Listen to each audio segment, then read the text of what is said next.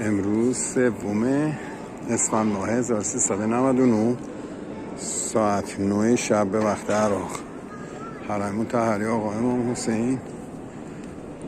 و انشالله که خدا کمک کنه این بیماری منحوس رد بشه و همه مشتاقان زیارتی آقا تشریف بیارند و این حرم از این حالت در بیارن. ایوان طلای آقا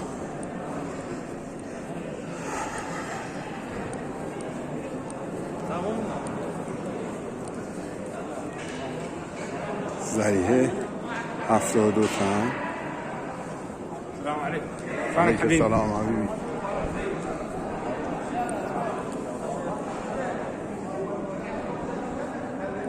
السلام علیکم آقا ابو عبدالله الحسین.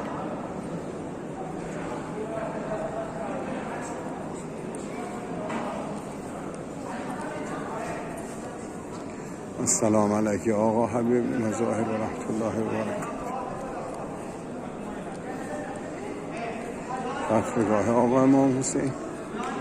السلام علیکم آقا امام حسین رحمت الله حبیبی.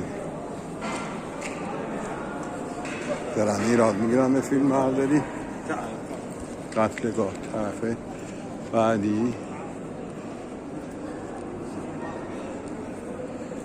درب ورودی حرم آقا حبیب مظاهر زنانه خلوتی حرم. السلام علیکم آقا ابو عبدالله الحسین. ذریح خالی از زائر.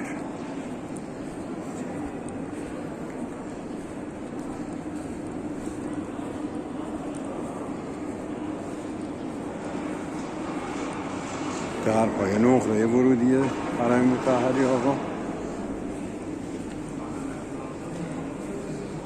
و ذریح مطهره.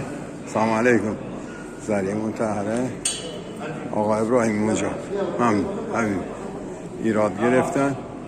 ممنون. ایراد گرفتن. حالا به احترام لباس کار چیزی نمیگن. این قسمت هم که هست محل کار ماست که امروز و دیروز شروع کردیم. سنگای اینجا را عوض کردیم با کمک حاج آقا و انشالله فردا بقیه‌اش هم انجام میدیم. آب ابراهیمی مجا.